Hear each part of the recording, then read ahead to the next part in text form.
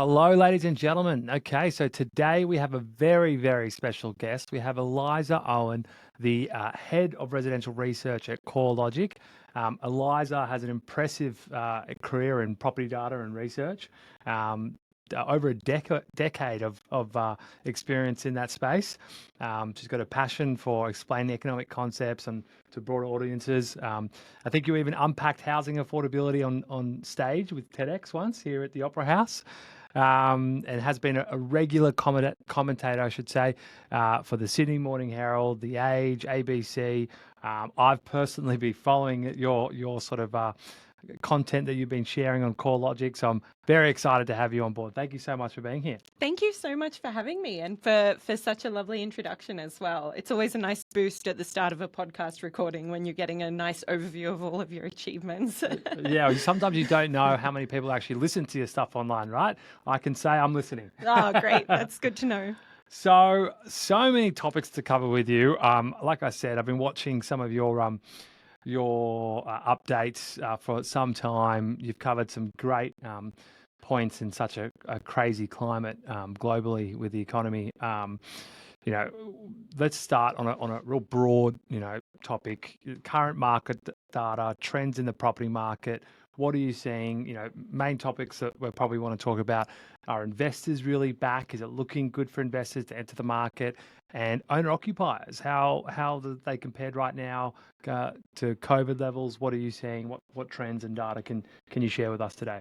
Sure. So since March this year, we've basically started seeing higher growth in Australia's property market. So there's been a little bit of a rebound from this trough found in February. It is a bit of an uncertain upswing that we're going through. So even though you've got monthly growth in Australia's housing values, the pace of growth has been easing from a recent high of 1.2% in May to 0.7% through July. So steadily easing. Yeah, so the property market is still growing in value, but it's not growing as quickly. And I think part of that is in May, especially, I just following the sentiment and following the commentary, I got the sense that a lot of people thought the RBA was done with rate hikes.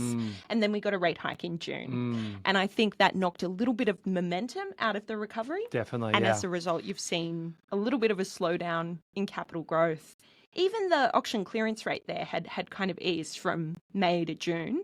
I would argue over the past couple of weeks, it's edged up a little higher. The clearance rate has? Yeah, so the final clearance rate across the combined capital cities was 67% last week. Which is strong. It's a really good result. And that's off just a couple sort of points there. So that clearance rate is off increased stock levels, I believe, right? Correct, yeah. So we saw a little bit over 2,000 auctions go ahead that week, which is higher than what we saw, obviously, same time last year when the market was more sluggish. But it's off a good level of stock as well. And it's sitting above a historic average in the combined capital cities clearance rate of around 63%. Okay. So despite rising stock levels, which we'll get into as well, it's still a little bit of a seller's market in my view. Tell me that going back to that sort of February, March data with increased price growth, but the rate of growth easing month on month up until recently, is that correlated to stock levels through that period at all? That's a really good point. So we have seen rising stock levels through June, July, even August to date, which is very strange because we're in winter, right? Or just coming out of winter. And historically, on average, new selling decisions or those new listings hitting the market would be coming down by around 5 to 6% historically over winter.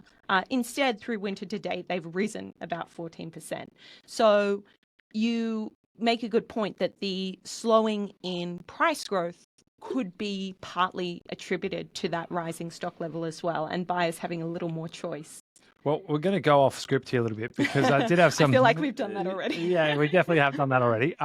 Because that rising stock level sort of comment could, be related to this infamous mortgage cliff, something that the media has really gone on about. So I assume most of our listeners are across it, but for those who aren't, the mortgage cliff is the huge abundance of fixed rate loans from COVID. In 2020 and 2021, people taking out sort of 3-4 year fixed rates of 1.99%, or 2 to 4 year fixed rates, I should say. And the bulk of those fixed rates are coming to maturity as we speak. We're in the peak of it right now up until Christmas. So some people are probably listing now knowing that that's expiring and knowing they can't actually afford the debt at 6%. And some are maybe seeing how they go for a period of time, right? That's exactly right. So you've got 880,000 fixed loan facilities expiring this year, calendar year 23. Calendar year 24, that goes down to about 460 by estimates from the RBA. So if there's going to be an impact on the property market, now is really probably when we would be feeling that. Do you have percentages on what that number actually equates to of the residential debt market, or is that a tricky one? In terms of... How many of the fixed loans? Yeah, that's a good question. So around 70%, or it's probably more by now, but the vast majority of outstanding mortgage debt is on variable terms. Yeah. So most mortgage holders will have already felt much of the impact of rate rises. The RBA estimates that as a portion of major bank lending, fixed loan expiries peaked in the June quarter of this year.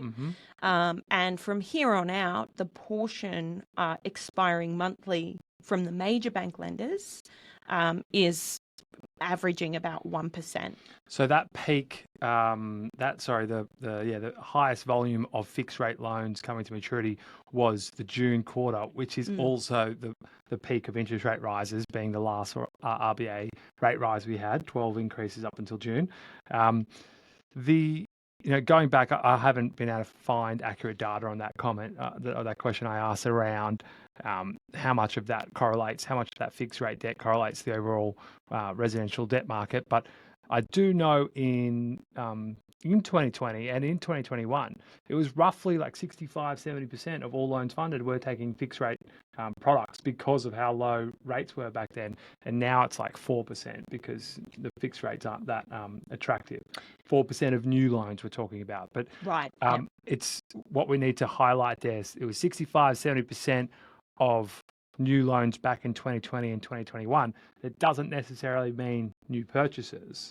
It could also be refinances. So quite a lot of people took them. And they are coming, like I said, from off 2% to 6% or above.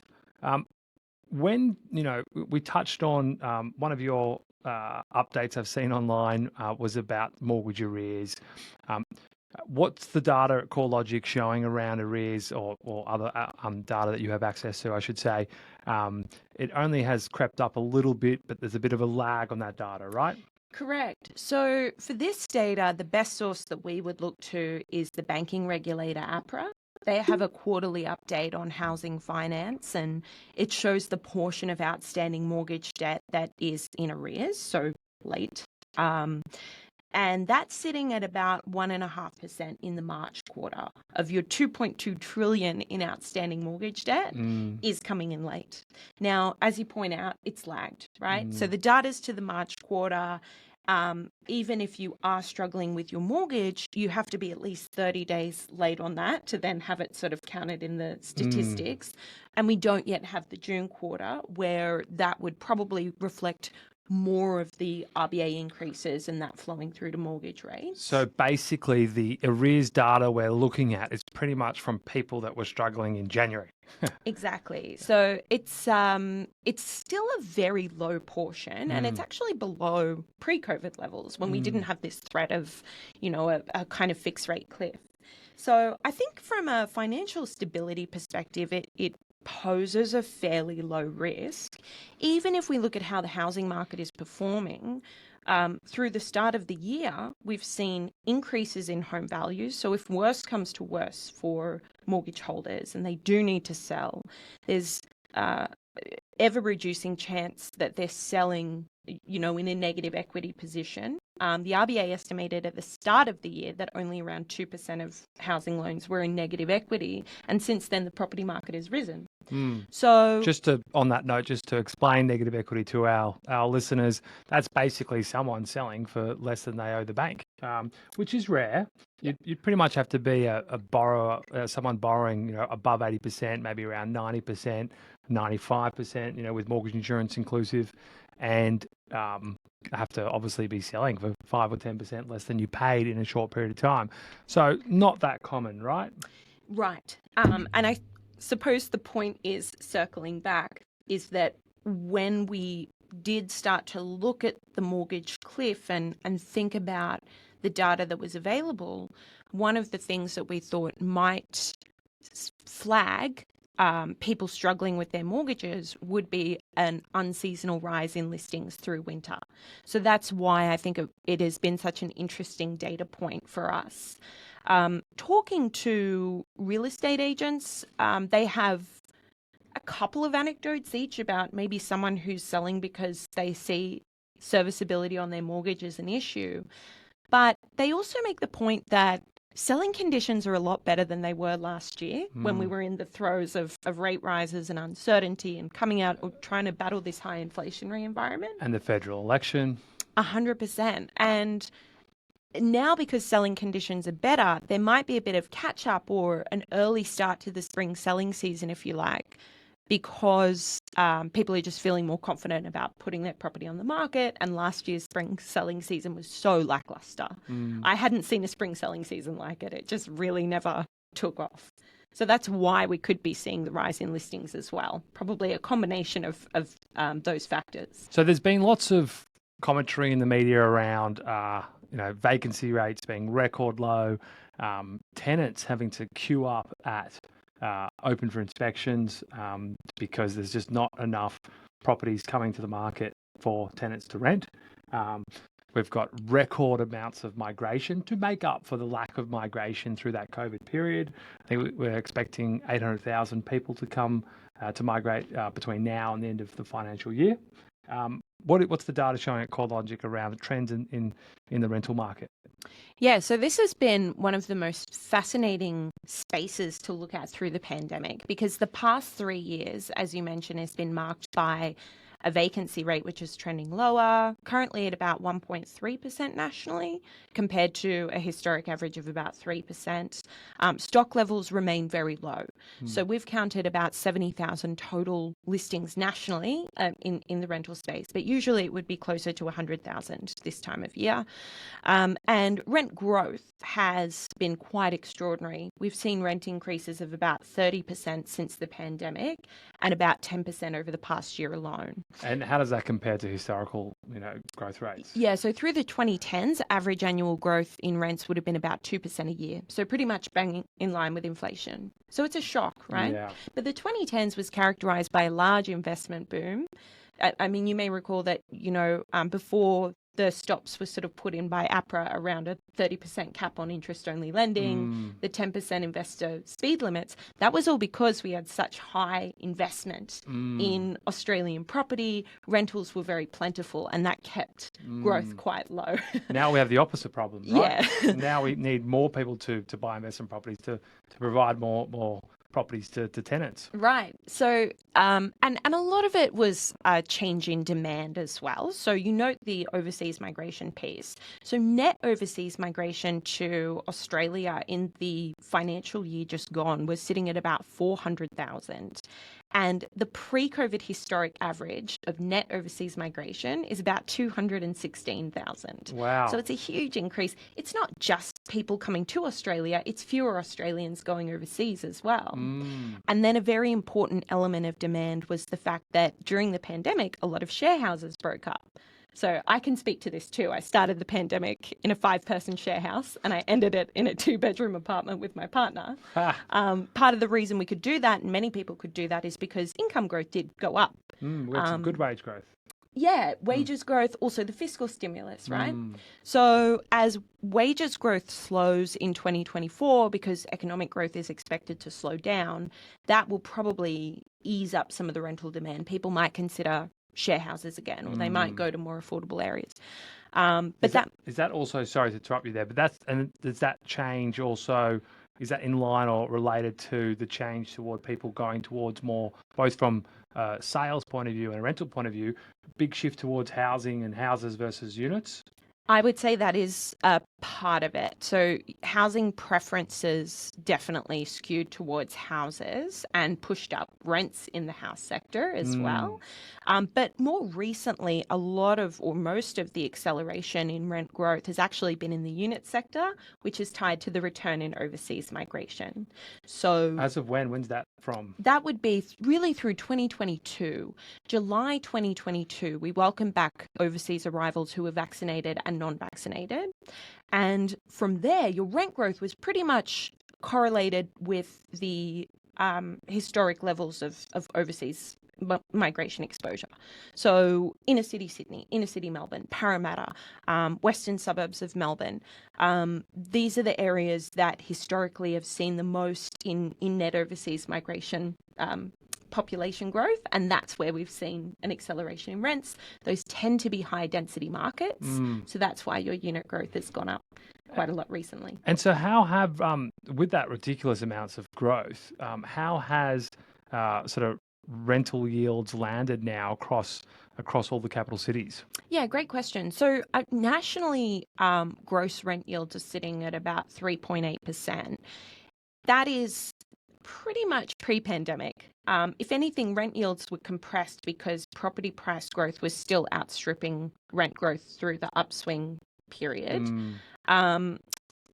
Now, as the property market declined and rents continue to rise, gross rent yields went up a bit, but now they're sort of coming down a bit. It's also expected for yields to come down in a downward interest rate environment, right?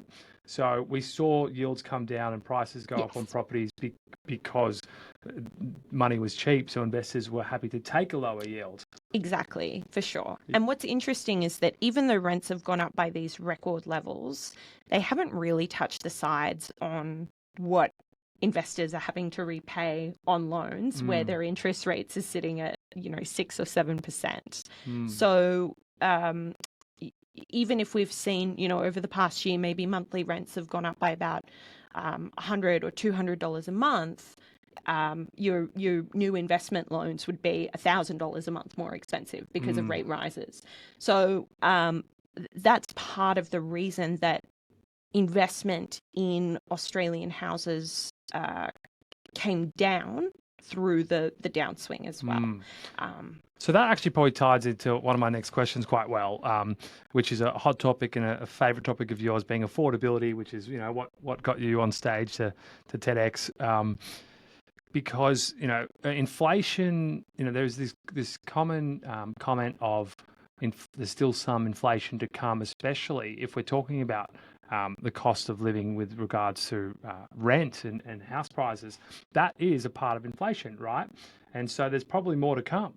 So rents, definitely, they make up quite a big component of the CPI basket. Established property prices aren't counted in inflation. Okay, that's good. And that is basically because inflation is measuring household consumption from other sectors like government and business. Established houses, it's considered that you're buying it from the household sector. So household to household. You're saying established, is new housing included or? New housing is included. Yes. So the cost to build dwellings factors into that quite a lot. And that's another reason that inflation was driven so high. And the cost to build has increased significantly. Unbelievably, yeah. I mean, it varies who you talk to, but we've seen very strong growth in our measures of construction costs, and ABS producer price indices and show a 60% increase in the cost of steel that goes into residential house construction. It has started to come off, and even if prices don't go down, it can still mean that inflation comes down, because if prices are flat, inflation's zero, right? So the rate of growth in rents is easing, the rate of growth in construction is starting to ease, and that's being reflected in inflation figures as well. So the June CPI figures showed about a 1% decline in core inflation and headline inflation. But that's all signaling that, we're finally getting over some of the inflationary pressures. But it's still a little bit stubborn sitting around 6% there, right? You look at the US, for example, I think they're about 3.7 or just under 4% somewhere. And the US has been a leader in the inflation story. So we'll probably follow that trend. Yeah, but their rates are almost 1% higher still, right? I think the Federal Reserve is pretty much 1% higher than the RBA cash rate. Yeah. So I think they tackled it a bit more aggressively. They were increasing rates at one point by 75 increments, 75-point increments. So that's why there was speculation whether there might be some more rate rises to come. But right now, the forecast in the futures market is we're probably plateaued, right, on the rate rises. It looks like, to your point, inflation is steadily easing, but we need it to get down to that 2 to 3% target quite aggressively, don't we? Oh, absolutely. I think one of the justifications for Australia not being as aggressive with its rate rises is that so much more of our mortgage market is variable, whereas in the States, it's not uncommon to have a 30-year fixed term. So it takes more for their monetary policy to be effective in reducing household spending. So on affordability, what are the other hot topics that are affecting affordability? There is once again, something the media talks about a lot is this living expense crisis, where it's not just rent and house prices for new dwellings or whatnot, but the infamous basket of groceries, which is what inflation is quite correlated to, and everything. Petrol prices, we're back at peak levels almost of petrol prices, right? How do you sort of compare that with what's going on with the other factors of the economy? So in terms of affordability, we look at a few different dimensions, and we actually have a partnership with the Australian National University where we get updated incomes as well. So we look at things like the portion of income required to service rents, which CoreLogic is measuring kind of valuation of rent, what it would be worth if you would put it on the rental market today. So in that sense, it's kind of like the portion of income required to service rent on a new lease, which is sitting at about 31% nationally for the median household and their income level, which is not too bad, right? But part of the problem is that a lot of your rental market is actually made up of lower income households. So it might not quite reflect what's being experienced by each tenant. We look at things like the years required to save a 20% deposit, which is, naturally pretty high. The portion of income required to service a mortgage, which is sitting near record highs as well. So there's a few challenges there. Historically, the big barrier when it came to housing has always been that deposit hurdle for first home buyers. The fundamental problem with the Australian housing market is that prices have outstripped income growth. So it gets harder and harder to accumulate your deposit to, get the mortgage in the first place. I suppose now the double whammy we're facing is that because interest rates are also quite high. But, the other thing about Australia, coming back to the high variable component of our mortgage market, is that I think there's a little more flexibility to foresee if you can cop higher rates in the short term, then that can pay off in the longer term when you're getting in, and higher rates have still put some kind of lid on property price growth. It's a bit of short-term pain for long-term gain is what I was That's a great actually saying this way morning of putting it. in a sales meeting. Everyone is quite across. I think the savvy investors or the savvy potential new homeowners or purchasers are looking at interest rates and knowing it's quite sort of voiced the forecast of rates coming down eventually, whether it be mid next year, late next year, early next year. Rates at some point next year will probably start coming down, this elevated level we're at now is just that short term of pain, just to put that shock stop on inflation, right? Yeah, and I think that's reflected in the housing finance figures as well. You mentioned investors being quite savvy around this.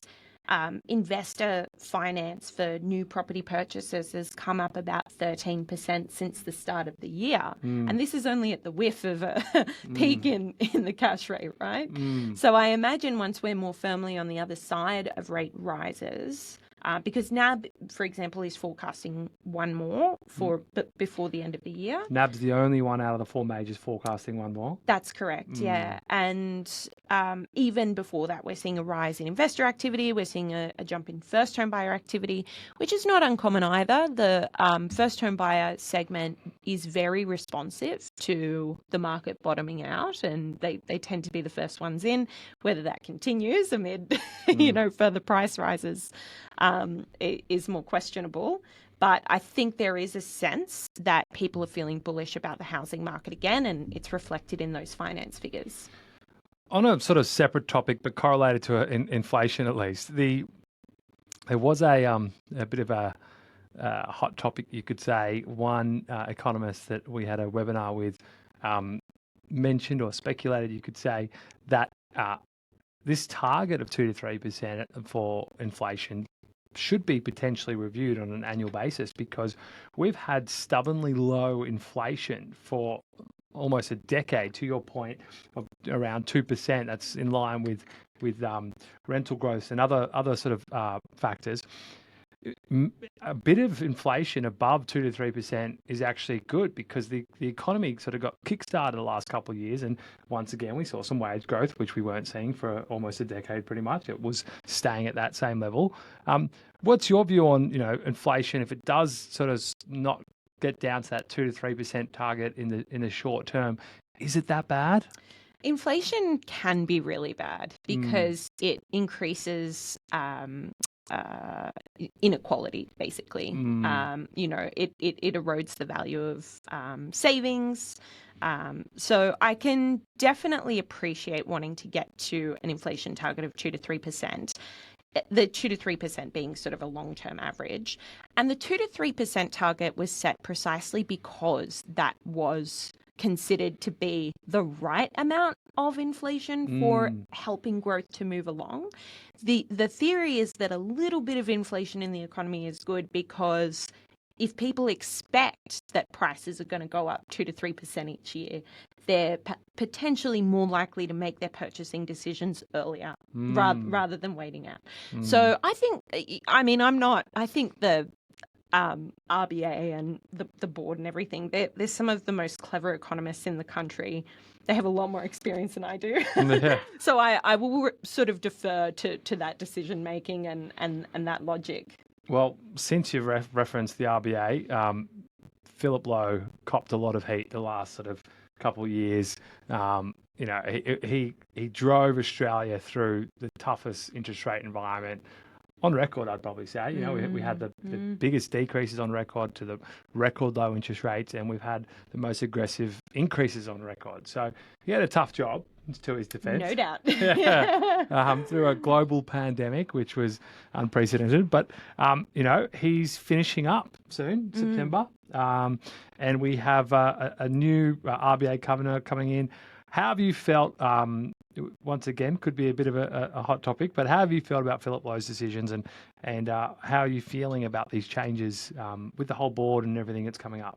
Yeah, so again, I guess just reiterating that, these are economists that are so clever. They're so much more experienced than myself. And I think it's easy to look back and say, we overinsured with interest rate reductions. I mean, you could argue we did that with fiscal policy as well.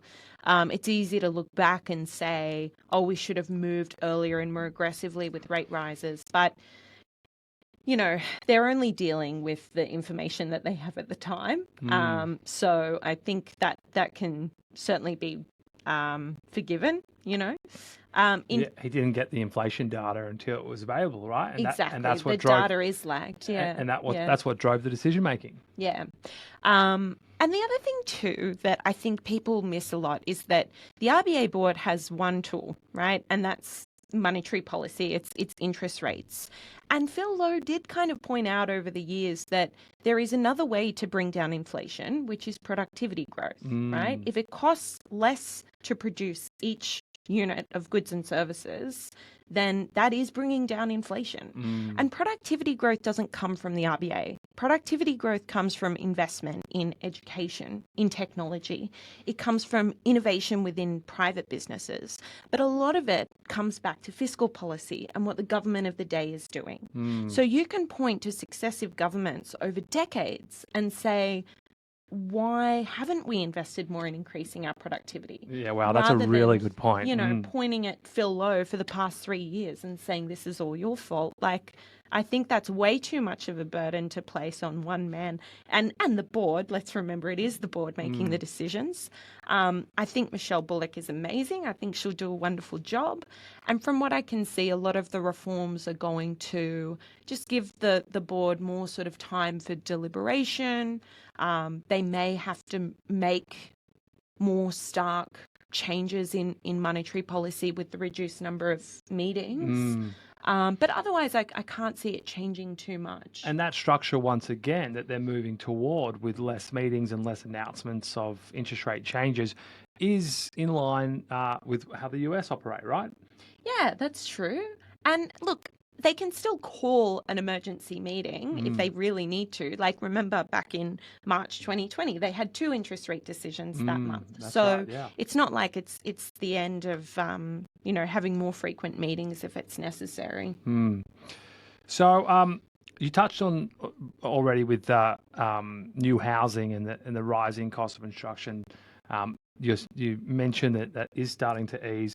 This is another hot topic, lots of hot topics, but Australians are obsessed with the block and renovation shows and building the dream home. The average Australian loves to buy a home and improve it. However, given the hysteria in the media about construction costs going through the roof and all those bad stories where we heard builders going broke and materials like timber taking forever, what are you seeing in changes in the construction sector? How do you feel about people making that confident, bullish decision on buying a home to renovate? I think it's still probably a pretty tricky thing to do. We're seeing cost pressures unwinding slightly, but again, that doesn't necessarily mean that all inputs are falling. It just means that the rate of increase is starting to slow down to kind of pre-COVID levels. But what I've seen through the pandemic is a real surge in demand, particularly under home builder, where there was that added incentive to purchase a new house in particular, because the commencement times around qualifying for the grant lent itself to housing much more than waiting for units to get off the ground. And so what that did in an environment where you had freight issues, rising material costs, tightening labour markets, it added a bunch of demand to the construction of new houses. So what's happened is you've got all of this stuff built up in the pipeline. It's a very congested pipeline of projects that are under construction, but the rate of completion has slowed down. So it's almost like a perceived lack of new dwellings. They're under construction, but as you say, there are building companies that have gone under.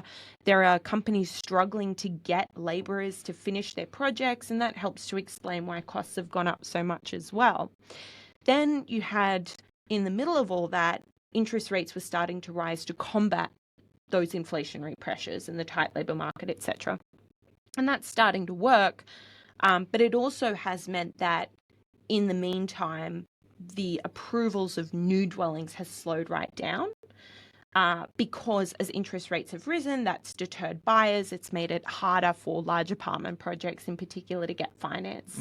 So if you think of projects under construction kind of doing this, which we can because we're on a video, and then the new approvals are kind of coming down, once you get all those completions, then you're going to have, I think, a bit of a vacuum in new projects. Yeah, because you can forecast the supply. Yeah, so that's going to be a bit of a supply constraint, I think, potentially in 2024, which would probably put further upward pressure on property prices. So everything you were talking about there is related to new housing, right? And I feel like personally, the new housing sort of construction, hesitations, as in people buying a house and land package, that's probably the least risky part of committing to a renovation or construction, right? Because most of those builders are building lots of homes at once, hundreds, some potentially thousands, and you can pretty much expect to pay exactly what they told you up front in the fixed price building contract. There's not that many variables, right? The other sector, which is people buying homes, established homes, and renovating them, most of them on a variable contract, they're the ones that it's a bit more of a challenge. They're the ones that you're committing to an unknown, and that's where we've seen a bigger decrease. Is that right? That's a good point. I hadn't really thought about how the different terms on the contracts relate to different types of building projects. I have heard some anecdotes of, if the company that's building the house and land packages goes under, or something goes wrong in that sense. And there were one or two Yeah. major house and land builders that went under recently, right? Yeah. So, obviously that kind of leaves people's homes up in the air. It also puts pressure again on the rental market potentially, because those people waiting for their homes to be completed might be renting in the interim. So it does create a whole bunch of... Well, I think that the exposure to those builders was exactly that they had committed to fixed price contracts to all these consumers and purchasers. And then the goalpost changed on them. And they were actually having to commit to completing builds at a loss, but for potentially hundreds, if not thousands of homes. Yeah. Wow. Wow. So it was a big issue for them. So, yeah, well, look, I think from my research, there has been a slight decrease in building costs, I think around 20 to 30%. Supply levels are coming back, so there's not this huge weight on certain materials, because some materials, like I mentioned before, timber, you just couldn't get your hands on it. You had to wait around for 6 months, and I believe some of these big house and land builders, for example, had to start looking at things like aluminium to framework their house instead of timber. Oh, wow. Yeah, they had to innovate and pivot, I guess you could say, to new methods, because they couldn't wait 6 months. Yeah. To your point, you might have holding costs both for the builder and also the consumer needs to move in, So I think things are starting to stabilize, and hopefully we should see people be a bit more confident about either of those two channels, the new housing sector where they're buying a new home at a fixed price, or just buying something that you can add your touch to and renovate, being an established home. So here's the $1 million question. Forecast, what are you, what are you forecasting is going to happen in the property sector, interest rates, rental markets, holistically, the whole broad topic of what we've been talking about? How do you see things panning out over the next 12 to 18 months, with a forecast of decreasing rates on the horizon, who knows when? Surely as those rates come down, confidence comes back as buyer affordability increases and borrowing capacities increase, right? Yeah, I think that sounds about right. I think the fundamentals of supply and demand in the Australian housing market lean toward rising prices and a seller's market. That maybe has a bit of a lid on it while interest rates are still high. So depending on the timing in the reduction of the cash rate, and hopefully this trend that we're starting to see in slowing inflation continues, and that will inform, the reduction in the cash rate. So that could unlock borrowing power and a property price rise that is a bit more robust than what we've seen in the past few months. The construction sector, I think, will have capacity eased because of the reduction in new approvals. So hopefully that becomes easier to do as well. The rental market, I think growth is going to slow. I think that rents could still rise, but at a much lower rate Lower than what rate, we've seen. which is good, which is what we want. Right. So that slowdown in rent growth is going to be tied to the cash rate, right? Because that increases investment housing activity, increases rental supply, slowing income growth. People will have to make, tougher decisions around where they live, who they live with. Affordability constraints in the rental market mean that it just can't grow as quickly as it has been.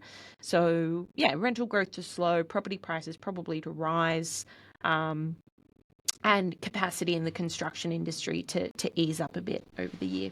So, and when do you think we should probably start? Everyone's got their forecast with the major, or all the major banks, economists, I should say, have their forecasts on rates that are coming down. When do you think we'll start seeing those rates come down? Oh, gosh. To be honest, I usually defer to the bank economists. Yes, so do I. I thought you might have a different. I'm not that clever. Yeah. I think, it ranges at this stage from CBA is sort of calling the earliest rate reduction, I believe, Q1 of next year. Yeah. So, I mean, that'd be lovely if that, Yeah. that happened. I think it's probably personally my I also just revert to the major bank economists. My favourite being Bill Evans from Westpac. Oh, he's so great. Yeah, he's I think he's the longest one in tenure at one of the banks out of all four of the majors. So I think he's tipping around mid next year. So, and you touched on it, but being CoreLogic and with an abundance of data, yes, rental growth will ease. Can you put a range on price growth on housing in, let's just say, Sydney, for example? Is there some data on that? It's hard to say. I mean, again, we don't really produce forecasts. Yeah. It's just hard to say because all the demand fundamentals are there with the stronger migration position and there have been fewer people per household and all that kind of thing. But at the end of the day, you do still have this re-emerging affordability constraint as well. So that could put a lid on growth. To be honest, this year to date, Sydney dwelling values are sitting up about 7%. So it might not be a stretch to say that we could get to 10% towards the end of the year, but potentially lower than that in 2024. But the bottom line is still some growth, right? A lot of people are thinking that this mortgage cliff and higher interest rate environment, because some say that it takes rates to get to the level that they hit in June and stay there for 6 to 12 months for households to really feel the pinch and adjust cash flows, right? And there's a lot of negative commentary in the media or online at the moment around potentially another bit of a hiccup, you could say, a decrease in house prices, but no economist is really saying that, right? Yeah, I think that, first of all, I think that the pinch on households is already showing. You don't need the cash rate to stay here for another 12 months for that to happen. And that is reflected in things like retail trade and unemployment and, all of the inflationary figures. Consumer as well. spending, yeah. Yeah. I think it's reasonable that we could get that cash rate easing next year, which is going to be, property prices are typically going to move in the opposite direction of the cash rate. Okay. All right. Well, thank you so much for joining us today, Eliza. You've shared some great insights, some great points covering many hot topics, like I said. So thank you so much, and hopefully we can have you back in 12 months to review and maybe look at forecasting again. Thanks, Theo. It's been so much fun. So thanks for having me. Thanks again.